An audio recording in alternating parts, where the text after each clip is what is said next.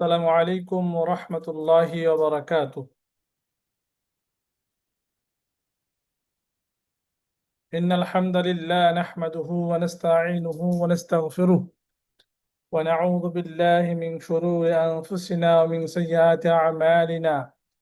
من يهده الله فلا مضل له ومن يضلله فلا هادي له، ونشهد أن لا إله إلا الله وحده لا شريك له، ونشهد أن محمدا عبده ورسوله. أعوذ بالله من الشيطان الرجيم.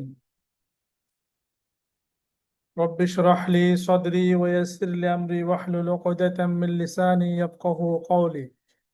ربي زدني علما ربي زدني علما ربي زدني علما। আল্লাহ সুবহানাহু ওয়া তাআলার শুকরিয়া আদায় করছি যে আল্লাহ তাআলা আমাদেরকে হায়াতের জিন্দেগিতে বাঁচিয়ে রেখেছেন, সুস্থ রেখেছেন এবং তার ইবাদত বন্দেগী করার মতো তৌফিক দিয়েছেন। এই জন্য শুকরিয়া আদায় করছি, আলহামদুলিল্লাহ। আল্লাহ তাআলার তৌফিক ছাড়া কেউ কোনো ভালো কাজ করতে পারে না। আল্লাহ তাআলা তৌফিক ছাড়া কেউ কোনো খারাপ কাজ থেকে বাঁচতেও পারে না। এই জন্য আল্লাহ তাআলার নেয়ামত যে আল্লাহ তাআলা এই বর্তমান অস্থির বিশ্বে আমাদেরকে দিনের জন্য কিছু সময় বরাদ্দ করার তৌফিক দিয়েছেন। তো আজকের কোরআন তেলাওয়াতের মাধ্যমে আমরা শুরু করব আজকের সেশন। তো আজকে আমি আব্দুল্লাহকে বলবো, আব্দুল্লাহ ও সূরা শামস থেকে আপনাদের কোরআন তেলাওয়াত করে শোনাবে, এরপরে আমরা আজকে তালিম শুরু করব। السلام عليكم ورحمة الله وبركاته. أعوذ بالله من الشيطان الرجيم. بسم الله الرحمن الرحيم. والشمس وضحاها والقمر إذا تلاها والنهار إذا جلاها والليل إذا يغشاها والسماء وما بناها والأرض وما طحاها ونفس وما سواها فألهمها فجورها وتقواها قد أفلح تزكاها وقد خاب من دساها كذبت ثمود بطغواها إذ انبعث أشقاها فقال لهم رسول الله ناقة الله وسقياها فكذبوه فعقروها فدمدم عليهم ربهم بذنبهم فسواها ولا يخاف عقباها صدق الله العظيم. মাশাআল্লাহ, জাযাকাল্লাহু খাইরান আব্দুল্লাহ। আমরা শুরু করছি। মাত্র 40 মিনিট একটা সেশন, তার মধ্যে অলরেডি আমরা 7-8 মিনিট শেষ করে ফেলেছি। আজকের আলোচ্য বিষয় হচ্ছে তাওহীদ। তাওহীদ মানে হচ্ছে আল্লাহ তাআলা একত্ববাদ। আল্লাহ তাআলা একত্ববাদ খুবই গুরুত্বপূর্ণ একটা বিষয়। এই জন্য শুরুতেই দেখতে পাচ্ছি আমরা তাওহীদ হচ্ছে সমস্ত ইবাদতের মূল। অর্থাৎ তাওহীদ যদি ঠিক না থাকে, অর্থাৎ তাওহীদের জ্ঞান যদি একজন মানুষের না থাকে, সে যদি তাওহীদে ঠিকমতো বিশ্বাস করতে না পারে, তাহলে তার কোনো ইবাদতই আল্লাহ তাআলার কাছে কবুল হবে না। পৃথিবীতে যত ধর্ম আমরা দেখি, সমস্ত ধর্ম থেকে আল্লাহ তাআলা ইসলামকে শ্রেষ্ঠ এবং আল্লাহ একমাত্র মনোনীত দিন হিসেবে আল্লাহ তাআলা ঘোষণা করছেন। এই জন্য তা আয়াত বলি, সেটা হচ্ছে ইন্নাদ-দীন ইনদাল্লাহিল ইসলাম। নিশ্চয়ই আল্লাহর কাছে মনোনীত দিন হচ্ছে ইসলাম, মনোনীত ধর্ম হচ্ছে ইসলাম। তো আলহামদুলিল্লাহ, আজকে যারা আপনারা জয়েন করেছেন, আল্লাহ তাআলা সবাইকে জাযায়ে খায়ের দান করুন। এই জয়েন করাটা অবশ্যই দিনের স্বার্থে, দিনের জ্ঞান অর্জনের স্বার্থে। আমরা দুনিয়ার ক্ষেত্রে অনেক বড় বড় ডিগ্রি অর্জন করি, SSC, HSC, BSc, MSc, PhD, post doctorate অনেক কিছুই আমরা জ্ঞান অর্জন করে থাকি, কিন্তু দিনের জ্ঞান অর্জনের জন্য যে আগ্রহ, সেটা অনেক কম মানুষের মধ্যে থাকে। আল্লাহ তাআলা আপনাকে আমাকে বাছাই করছেন, এই জন্য শুকরিয়া আদায় করি, আলহামদুলিল্লাহ। তো মূলত আমরা একটা কিতাব থেকে তালিম করে থাকি। আর আজকের যে বিষয়টা সেটা হচ্ছে তাওহীদ, আল্লাহ তাআলা একত্ববাদ।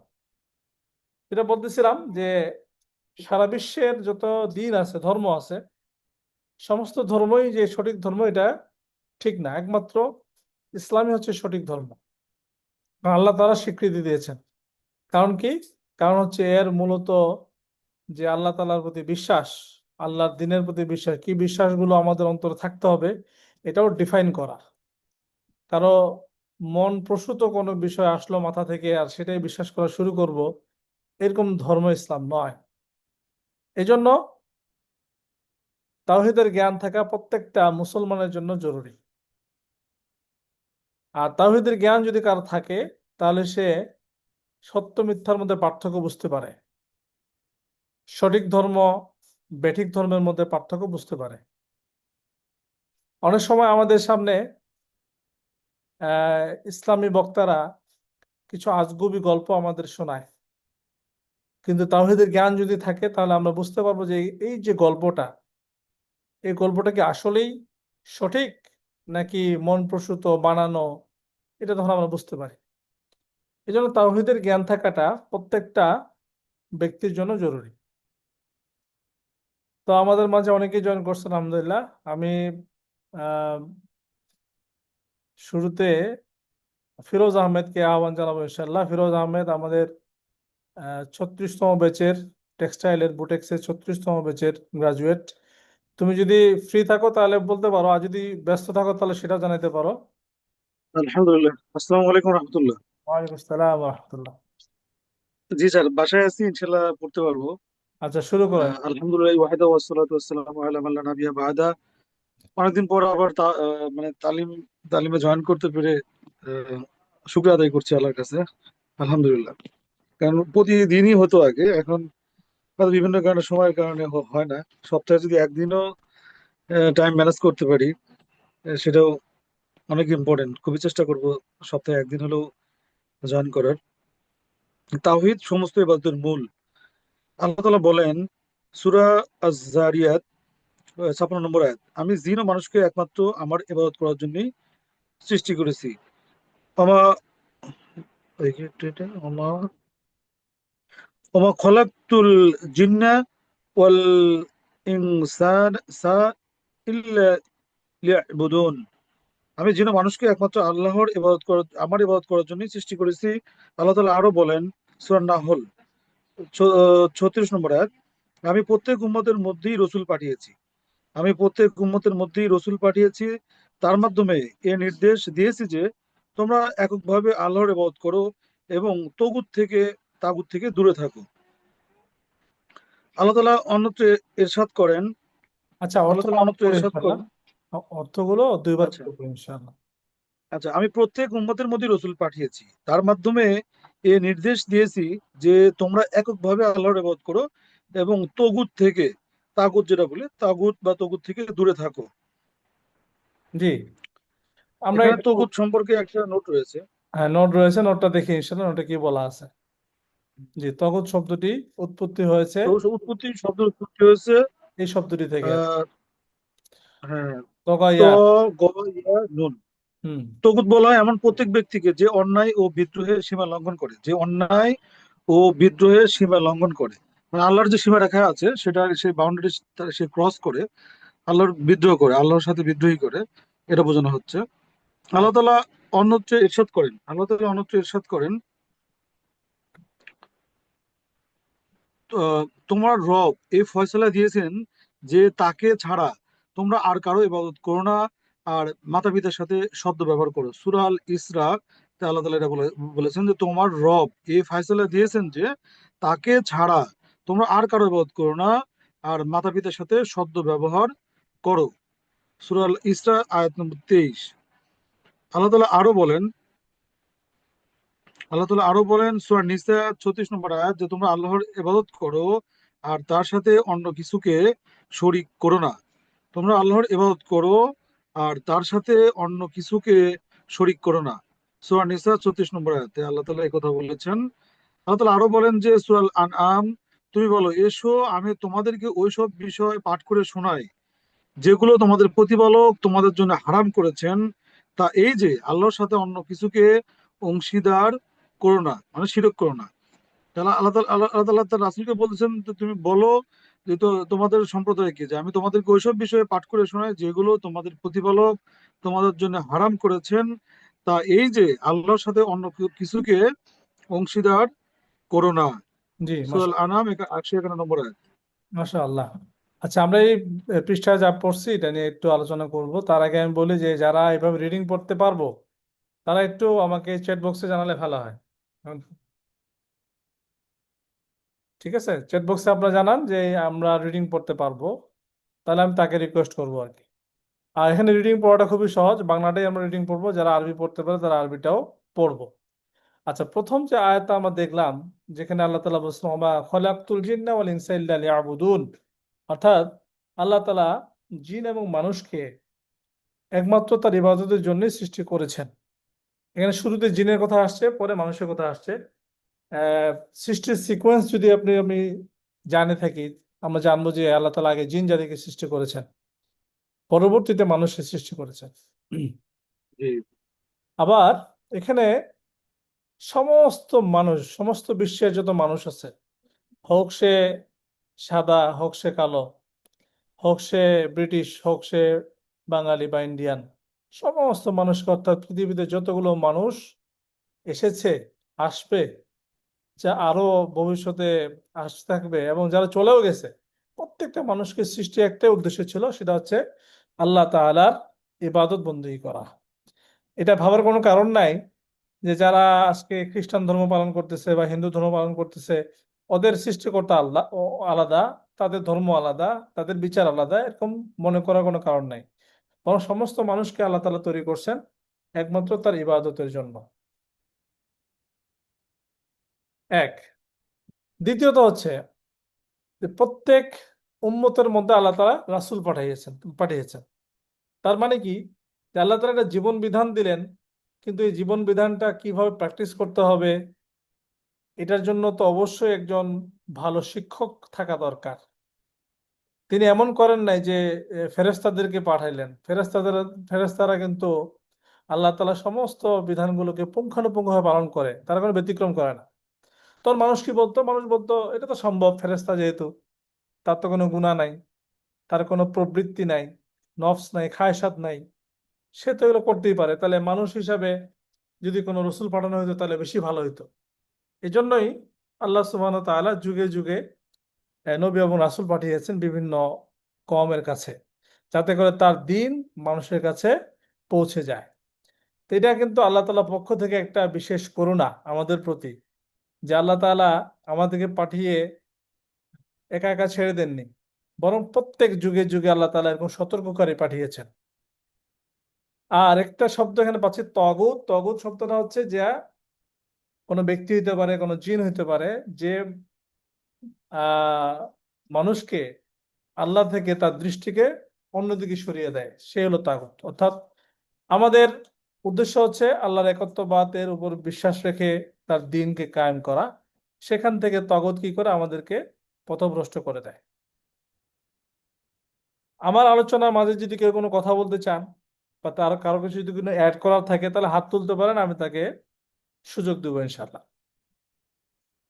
এরপরে সূরা আল ইসরা 23 নম্বর আয়াতে কি বলা হয়েছে যে অকদা রাব্বুকা আল্লা তা'বুদু ইল্লা ইয়াহু। কদা শব্দের অর্থ হচ্ছে ফয়সালা করে ফেলা, যে আল্লাহ তাআলা বা তোমার রব ফয়সালা করে ফেলেছেন আল্লা তা'বুদু, যেন তোমরা কারো ইবাদত না করো, ইল্লা ইয়াহু, করবে তো অবশ্যই শুধু একমাত্র তার ইবাদত করবে, ইল্লা ইয়াহু। আমরা কিন্তু এই ইয়ার শব্দর ব্যবহার সূরা আল ফাতিহার মধ্যে পাই, ইয়াকা না'বুদু ওয়া ইয়াকা নাস্তাঈন। এর অর্থ কি? অর্থ হচ্ছে আমরা শুধুমাত্র একমাত্র তোমার ইবাদত করি, তোমার কাছেই সাহায্য চাই। এখানে ইয়া শব্দটি দিয়ে ডিফাইন করা, সুনির্দিষ্ট করা। তাহলে কি বলা হচ্ছে, ওয়াকাদা রাব্বুকা আল্লা তা'বুদু ইল্লা ইয়াহু ওয়া বিল ওয়ালিদাইনি ইহসানা। অর্থাৎ এখানে আল্লাহ তাআলা নিজের ইবাদতের কথা বললেন, একমাত্র তার ইবাদত করতে হবে, এবং এই কথাও বললেন যে তোমার পিতা মাতা যারা আছে তাদের সাথে সদ্ব্যবহার করো। তাহলে কত গুরুত্বপূর্ণ যে আল্লাহ তাআলা নিজের ইবাদতের কথা উল্লেখ করার পরপরই আমাদের জন্মদাতা পিতা মাতার কথা উল্লেখ করলেন এবং তাদের সাথে সদ্ব্যবহার করার কথা উল্লেখ করছে। এরপরে আবার একটা আয়াত দেখছি আমরা সূরা নিসার 36 নম্বর আয়াত, যেখানে বলা হচ্ছে ওয়া আবুদুল্লাহ ওয়া লা তুশরিকু বিহি শাইআ। অর্থাৎ তোমরা আল্লাহর ইবাদত করো এবং তার সাথে কাউকে শরীক করো না, কোনো কিছুকে শরীক করো না। তাহলে এখানে বিষয়টা দাঁড়ালো কি, প্রথম অংশে বলা হচ্ছে আল্লাহর ইবাদত করো, আর দ্বিতীয় অংশে বলা হচ্ছে তার সাথে অন্য কোনো কিছুকে শরীক করিও না। তার মানে ইবাদত করা যেমন একটা পজিটিভ কাজ, ঠিক নেগেটিভ কাজ থেকেও আমাদেরকে বিরত থাকতে বলা হচ্ছে যে তোমরা কোনো কিছুর সাথে আল্লাহকে শরীক করো না। তাহলে ইবাদত সম্পর্কে যেমন জানতে হবে, শিরিক সম্পর্কেও কিন্তু জানতে হবে। কারণ মানুষ পজিটিভটা নিয়ে অনেক সময় পড়াশোনা করলেও নেগেটিভ বিষয়টা নিয়ে কিন্তু পড়াশোনা খুব কমই করে। অর্থাৎ শিরিক সম্পর্কে পড়াশোনা খুব কম লোকই করে। এজন্য ইবাদত বন্দেগী আল্লাহর করতে হবে এবং তার সাথে অন্য কিছুকে শরীক করা যাবে না। এই দুই বিষয়ে আমাদেরকে ইলম অর্জন করতে হবে। এরপরে সূরা আল আনআমের 151 নম্বর আয়াতে যে আয়াতটি আমাদের ফিরোজ অর্থ পড়ে শোনালো, সেখানে বলা আছে কুল তাআলাও। অর্থাৎ নবীকে আদেশ করা হচ্ছে যে আপনি বলেন, তাআলাও অর্থাৎ আসো, আতলু মা হাররামা রাব্বুকুম, অর্থাৎ আমি তেলাওয়াত করে শোনাই তোমাদেরকে, মা হাররামা অর্থাৎ যা হারাম করেছেন, রব্বুকুম তোমাদের রব, আলাইকুম তোমাদের উপরে। কি সুন্দর যে আল্লাহ রাসূল সাল্লাল্লাহু আলাইহি সাল্লামকে আল্লাহ নির্দেশ দিচ্ছেন যে তুমি জনগণকে ডাকো এবং তাদেরকে ডেকে বলো যে আমি তোমাদেরকে সেই সমস্ত আয়াত পড়ে শোনাই, সেই সমস্ত বিধানগুলো তোমাদেরকে পাঠ করে শোনাই যেগুলো তোমাদের রব তোমাদের উপরে হারাম করেছে। আল্লাহ তুশরিকু বিহি শাইয়া, অর্থাৎ এবং সে কথাও শোনাই যার মাধ্যমে তোমরা তার সাথে অর্থাৎ আল্লাহ তাআলার সাথে শিরিক করবে না, এই ধরনের কথাগুলো তোমাদেরকে শোনাই। তাহলে আল্লাহ রাসূল সাল্লাল্লাহু আলাইহি সাল্লাম তার একটা মিশন ছিল। মিশনটা হচ্ছে যে মানুষকে আল্লাহর দিকে ডাকা এবং সেই সাথে তাদেরকে সাবধান করা যে দেখো তোমার দিনকে যদি তুমি টিকিয়ে রাখতে চাও তাহলে শিরিক থেকে বাঁচতে হবে। জি, এতটুকু আলোচনার মধ্যে আপনাদের যদি কিছু অ্যাড করার থাকে অ্যাড করতে পারেন। সবাই এখানে আমরা যদি আলোচনা করি তাহলে কি হবে, মনে থাকবে জিনিসটা। সাধারণত আমরা অনেক সময় আলেমের কাছ থেকে দিনী কথাবার্তা শুনি, সেটা একপাক্ষিক হয়। অর্থাৎ তিনি বলছেন আমরা শুনছি, আলহামদুলিল্লাহ, এটাও খুব ভালো। কিন্তু আমরা এখানে যে তালিমটা করি সেটা হচ্ছে আমরা নিজেরা স্টাডি করি, করার পরে মনে রাখার জন্য এটা আলোচনা করি যাতে করে আমাদের এটা মনে থাকে এবং প্র্যাকটিসের মধ্যে আসে।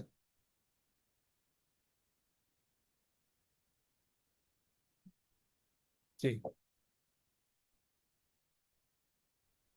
আব্দুল্লাহ ইবনে মাসুদ রাদিয়াল্লাহু আনহু থেকে বর্ণিত, তিনি বলেন, যে ব্যক্তি মুহাম্মদ সাল্লাল্লাহু আলাইহি সাল্লামের মোহরাঙ্কিত ওসিয়ত দেখতে চায় সেজন্য আল্লাহ তাআলার এ বাণী পড়ে নেয় যে, হে মুহাম্মদ, আপনি বলুন, এসো, তোমাদের রব তোমাদের উপর যা হারাম করেছেন তা আমি পড়ে শোনাই, আর তা হলো তোমরা তার সাথে কাউকে শরিক করবে না, আর এটাই হচ্ছে আমার সরল সোজা পথ। সূরা আনআম, মানে কিছুক্ষণ আগে যে আয়াতটা পড়লাম, ওই আয়াতেরই অন্য সূরা আনামে 151 থেকে 153 নম্বর আয়াতে আর একটু আহ, এটা একটা বেশি হাদিস হিসেবে আসছে, করে বলা এটা হয়েছে হাদিস এখানে। হিসেবে আসছে। হাদিসটা আচ্ছা। ওই আয়াত সম্পর্কে আর কি। এখানে বলা হচ্ছে যে আহ, হে ব্যক্তি, যে ব্যক্তি মোহাম্মদ সাল্লাল্লাহু আলাইহি সাল্লামের মোহরাঙ্কিত ওসিয়ত শুনতে চায় সেজন্য আল্লাহ তাআলার এই বাণী পড়ে নেয়, যেখানে বলছে হে মোহাম্মদ বলো, আসো, তোমাদের রব তোমাদের উপর যা হারাম করেছেন তা পড়ে শোনাই। আর তা হলো, তোমরা তার সাথে কাউকে শরীক করবে না, আর এটাই হচ্ছে আমার সরল সোজা পথ।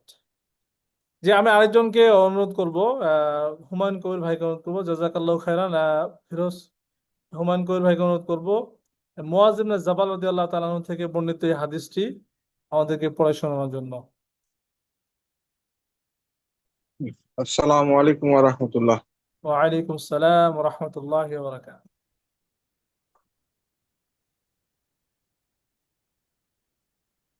সাহাবী মুয়াজ বিন জাবাল রাদিয়াল্লাহু তাআলা আনহু হতে বর্ণিত আছে, তিনি বলেন, আমি রাসূলুল্লাহ সাল্লাল্লাহু আলাইহি সাল্লাম এর পিছনে একটি গাধার পিঠে বসেছিলাম। তিনি আমাকে ডেকে দিয়ে বললেন, হে মুয়াজ, তুমি কি জানো বান্দার উপর আল্লাহর কি হক রয়েছে আর আল্লাহর উপর বান্দার কি হক আছে? আমি বললাম, আল্লাহ ও তার রাসূলই ভালো জানেন। তিনি বললেন, বান্দার উপর আল্লাহর হক হচ্ছে তারা তারই ইবাদত করবে এবং তার সাথে কাউকে শরিক করবে না। আর আল্লাহর উপর বান্দার হক হচ্ছে তারা তার সাথে কাউকে শরিক করবে না। তিনি তাদেরকে তিনি তাদেরকে শাস্তি দিবেন না। আমি বললাম, ইয়া রাসূলুল্লাহ, আমি কি এ সুসংবাদ লোকদেরকে জানিয়ে দেব না? তিনি বললেন, তুমি তাদেরকে এ সুসংবাদ দিও না, তাহলে তারা ইবাদত ছেড়ে দিয়ে আল্লাহর উপর ভরসা করে হাত গুটিয়ে বসে থাকবে। হাদিসটা আবার বলি। আচ্ছা, হাদিসটা আসছে হলো সহিহ আচ্ছা, বুখারী। হাদিসটা আবার বলি। আমি রাসূলুল্লাহ সাল্লাল্লাহু আলাইহি সাল্লামের পিছনে একটি গাধার পিঠে, জি, সহিহ বুখারীর এবং সহিহ মুসলিমও আসছে হাদিসটি। আহ হাদিসটি আবার বলি। জি। হাদিসটি মুয়াজ রাদিয়াল্লাহু তাআলা আনহু থেকে বর্ণিত। তিনি বলতেছেন, আমি রাসূলুল্লাহ সাল্লাল্লাহু আলাইহি সাল্লামের পিছনে একটি গাধার পিঠে বসেছিলাম। তিনি অর্থাৎ রাসূল সাল্লাল্লাহু আলাইহি সাল্লাম আমাকে ডাক দিয়ে বললেন, হে মুয়াজ, তুমি কি জানো বান্দার উপর আল্লাহর কি হক রয়েছে এবং আল্লাহর উপর বান্দার কি হক আছে? আমি বললাম, আল্লাহ ও তার রাসূলই ভালো জানেন। তিনি বললেন, বান্দার উপর আল্লাহর হক হচ্ছে তারা তারই ইবাদত করবে এবং তার সাথে কাউকে শরিক করবে না। আর আল্লাহর উপর বান্দার হক হচ্ছে তারা যারা তার সাথে কাউকে শরিক করবে না, তিনি তাদেরকে শাস্তি দিবেন না। আমি বললাম, ইয়া রাসূলুল্লাহ, আমি কি এ সুসংবাদ লোকদেরকে জানিয়ে দেব না? তিনি বললেন, তুমি তাদেরকে এ সুসংবাদ দিও না, তাহলে তারা ইবাদত ছেড়ে দিয়ে আল্লাহর উপর ভরসা করে হাত গুটিয়ে বসে থাকবে। জি, মাশাআল্লাহ, খুব সুন্দর একটা হাদিস। এবং হাদিসটি প্রেক্ষাপট দেখতে পাচ্ছি আমরা যে রাসূলুল্লাহ সাল্লাল্লাহু আলাইহি সাল্লামের সাথে মুআজ ইবনে জাবাল রাদিয়াল্লাহু তাআলা আনহু সফর সঙ্গী হিসেবে ছিলেন। তো রাসূল সাল্লাল্লাহু আলাইহি সাল্লাম আদরের সুরে তাকে ডাকেন, হে মুআজ, তুমি কি জানো যে বান্দার উপর আল্লাহর কি হক আছে আর আল্লাহর উপর বান্দার কি হক আছে? দুনিয়াতে আমরা দেখি, যখন কোনো মানুষের উপকার করে, তখন সেই মানুষটা তার প্রতি কৃতজ্ঞ থাকতে বাধ্য হয়। যেমন বলে থাকে যে, আচ্ছা, আপনি তো আমায় উপকারটা করলেন, আপনি আমার কাছে কি চান? আপনার কি উপকার করতে পারি? আমরা তুরস্কে ছিলাম যখন, তখন ওইখানকার লোকজন প্রথম পরিচয়েই একটা কথা বলতেন, বেনদেন বিশ্বে ইস্তিওর মুসুম, মানে আমার কাছে তুমি কিছু চাও নাকি, বা তোমার কিছু চাওয়ার আছে নাকি? অর্থাৎ এই যে কথাটা বলার দ্বারা মানুষের প্রতি একটা ধারণা পাল্টে যায় যে তার কি বা দেওয়ার আছে। সে একটা কথা বললো যে তুমি আমার কাছে কিছু চাও। তা আমার কাছে প্রথম প্রথম এই জিনিসটা তো অবাক লাগতো যে এরা এই কথাটা বলে কেন। তখন উত্তরে আমি বলতাম যে না, তোমার কাছে তেমন কিছু চাওয়ার নাই, তোমার কাছে দোয়া চাই। তো এখানে যে সত্তা আমাদেরকে সৃষ্টি করলেন, দুনিয়াতে অস্তিত্বে আনলেন, রিজিক দিলেন, শ্বাস প্রশ্বাস দিলেন, সুস্থতা দিলেন, বাবা মার সংসারের মধ্যে নিরাপত্তা নিয়ে আসলাম, যিনি আমাকে একটা পরিচয় দিলেন, আমার চলাফেরা করার শক্তি দিলেন, তো সেই সত্তার কি কোনো হক থাকতে পারে না আমার উপরে? এত সুন্দর একটা প্রশ্ন আল্লাহ রাসূল সাল্লাল্লাহু আলাইহি ওয়াসাল্লাম করলেন যে তুমি কি জানো যে বান্দার উপর আল্লাহর হক কি? আল্লাহু আকবার। অর্থাৎ আল্লাহ তাআলা আমাদেরকে সৃষ্টি করলেন, আল্লাহ তাআলা কি কোনো চাওয়া আছে আমাদের কাছে? সুবহানাল্লাহ। আবার আল্লাহর উপর বান্দার কি হক আছে? অর্থাৎ আমরা যদি আল্লাহর প্রতি কৃতজ্ঞ থাকি, তাহলে আল্লাহ তাআলা আমাদের সাথে কি ধরনের মুআমালা করবেন? এই যে এত সুন্দর একটা প্রশ্ন, উত্তরে কিন্তু মুআয রাদিয়াল্লাহু তাআলা আনহু বললেন যে আল্লাহ এবং আল্লাহ রাসূলই ভালো জানেন। অর্থাৎ তিনি কিন্তু নিজে নিজে উত্তর দিলেন না, জানা থাকলেও বলতেন না। এটা সাহাবায়ে কেরামের একটা ভদ্রতা, একটা আচরণের পজিটিভ দিক, যে তারা কখনোই উত্তরটা দিতেন না, বরং এই উত্তরটা রাসূল সাল্লাল্লাহু আলাইহি ওয়াসাল্লামের কাছ থেকেই শুনতেন। তখন উত্তর হিসেবে আল্লাহ রাসূল বললেন যে বান্দার উপর আল্লাহর হক হচ্ছে তারা তারই ইবাদত করবে। এখানে কোনো শিথিলতার কোনো অবকাশ নাই। তারও ইবাদত করবে, অর্থাৎ আল্লাহরই ইবাদত করবে। যেহেতু জীবন দিয়েছেন আল্লাহ, সুস্থতা দিয়েছেন আল্লাহ, চলাফেরা শক্তি দিয়েছেন আল্লাহ, তার পরিচয় দিলেন, পৃথিবীতে তাকে মালিক বানালেন, বিশেষ করে ধন সম্পদের মালিক বানালেন, সম্মানের মালিক বানালেন, ইজ্জতের মালিক বানালেন, তাহলে কি তার কাজটা কি হবে? তার কাজটা হবে আল্লাহর ইবাদত করা, একমাত্র তার ইবাদত করা, এবং তার সাথে অন্য কাউকে শরিক না করা। কত গুরুত্বপূর্ণ! আজকে আমরা হয়তো মনে করি যে বিধর্মী যারা আছে তারাই শুধু বোধহয় শিরকের মধ্যে লিপ্ত, কিন্তু আফসোসের বিষয় হলো মুসলমানদের মধ্যেও দ্বীনের জ্ঞান না থাকার কারণে তারাও শিরকের মধ্যে লিপ্ত। আর এই কথা আল্লাহ তাআলা নিজে কোরআনের মধ্যে বলছেন যে তারা অধিকাংশই ঈমান আনা সত্ত্বেও মুশরিক। যাই হোক, মুশরিক। জি জি, এরপরে দ্বিতীয় অংশ, যে যে হ্যাঁ, বান্দা যদি পুরোপুরি এটা পালন করে যে আল্লাহর ইবাদত করবে আর তার সাথে কাউকে শরিক করবে না, তাহলে বান্দা কি পাবে আল্লাহর কাছ থেকে? আল্লাহ তাআলা তাদেরকে মাফ করে দিবেন এবং তাদেরকে শাস্তি দিবেন না। সুবহানাল্লাহ। তাহলে বিনা হিসাবে জান্নাতে যাওয়ার জন্য এটা একটা বান্দাদের ক্রাইটেরিয়া, যে আল্লাহ তাআলার সাথে কাউকে শরিক করা যাবে না এবং নির্ভেজাল একমাত্র আল্লাহ তাআলারই ইবাদত করতে হবে। ঠিক আছে, এই সুসংবাদ শোনার পরে জাবাল রাদিয়াল্লাহু তাআলা আনহু তিনি বললেন যে আমি এই সুসংবাদটা কি সবাইকে পৌঁছে দেব?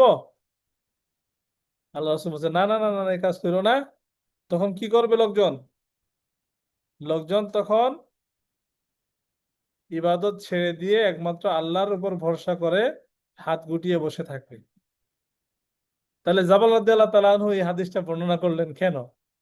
বর্ণনা এই জন্যই করছেন যাতে আল্লাহর পক্ষ থেকে, রাসূলের পক্ষ থেকে যে ঘোষণা, সেটা যেন গোপন না থাকে, এটা যেন মানুষ জানতে পারে, সেই জন্য কিন্তু এই হাদিসটাকে তিনি নিয়ে আসছেন। কিন্তু সেই মুহূর্তে তিনি জনসম্মুখে এলান করার জন্য বেরিয়ে পড়েননি, এটার জন্য তাকে সেই সময় নিষেধ করা হয়েছে। তো এই হাদিস থেকে আমাদের শিক্ষণীয় অনেক বিষয় আছে। সেটা হচ্ছে আল্লাহ তাআলার হক বান্দার উপরে এবং আল্লাহর উপরে বান্দার হক, এই দুটা বিষয় আমরা এখান থেকে শিখলাম। যে আমাদের হাতে এখন 5 মিনিট সময় আছে, আমার সাথে আর যদি কেউ পড়তে চান, জাযাকাল্লাহু খাইরান হুমায়ুন কবির ভাই, এরপরে আর যদি কেউ পড়তে চান তাহলে তাকে আমি সুযোগ দেবো ইনশাল্লাহ। আমাদের সাথে আমাদের ছাত্ররাও যুক্ত হয়েছে আলহামদুলিল্লাহ। এখানে প্রতিটা চ্যাপ্টারের শেষে কি শিখলাম সেটার একটা সামারি থাকে।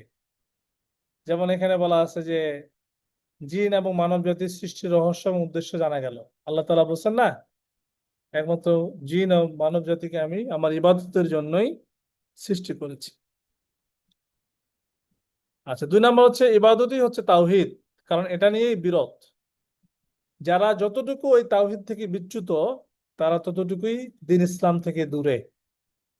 আজকে আহ, মুসলমান নামধারী, অথচ তাদের বিশ্বাসের চেতনায় অনেক ইমান বিধ্বংসী বিষয় আছে। এ কারণে কিন্তু তারা ইসলাম থেকে দূরে। যদিও তারা নাম মুসলিম বলে, তারপরে দেখা যাবে যে তারা ইসলামের তাওহীদের বিষয়গুলোকে ঠিক মতো না বিশ্বাস করার কারণে তারা ইসলাম থেকে বিচ্যুত। 3 নম্বর বিষয় হচ্ছে, যার তাওহীদ ঠিক নাই তার ইবাদতও ঠিক নাই। এখানে সূরা কাফিরুনের আয়াতে আমরা দেখতে পাচ্ছি, ওয়ালা আনতুম আবিদুনা মা আ'বুদ, অর্থাৎ আমি যার ইবাদত করি তার ইবাদতকারী তোমরা নও। তার মানে উনি ইবাদত করে আল্লাহর, একমাত্র আল্লাহর, কিন্তু তার সামনে যারা ছিল সেই সময় কাফির মুশরিক, তারা আল্লাহর সাথে সাথে অন্য দেব দেবতার পূজাও তারা করত। লাত, মানাত, উজ্জা, এই সমস্ত নামগুলো আসছে। 4 নম্বর বিষয় আমরা শিখলাম, সেটা হচ্ছে রাসূল পাঠানোর যে হিকমত সেটি। 5 নম্বর, সকল উম্মতি নবী সাল্লাল্লাহু আলাইহি সাল্লামের রিসালাতের আওতাধীন ছিলেন, অর্থাৎ প্রত্যেক জাতির নিকট রসূল প্রেরিত হয়েছে। অর্থাৎ আমাদের শেষ নবীর যে মিশন, পূর্ববর্তী রাসূলদের একই মিশন ছিল, অর্থাৎ তাওহীদের প্রচার প্রসার। অর্থাৎ লা ইলাহা ইল্লাল্লাহ এই কালেমা ছিল প্রত্যেক নবীর, এর সাথে ওই সময় নবীর নাম জোড়া ছিল, তাই না? লা ইলাহা ইল্লাল্লাহ মুসা কালিমুল্লাহ, তাই না? ইব্রাহিম খলিলুল্লাহ, ঈসা রুহুল্লাহ। জি। 6 নম্বর বিষয়, সেটা হচ্ছে সকল নবী রাসূলের দিন এক ও অভিন্ন, আর তা হচ্ছে ইসলাম। 7 নম্বর, তাগুতকে অস্বীকার করা ব্যতীত আল্লাহ তাআলার ইবাদতের কল্পনাও করা যায় না।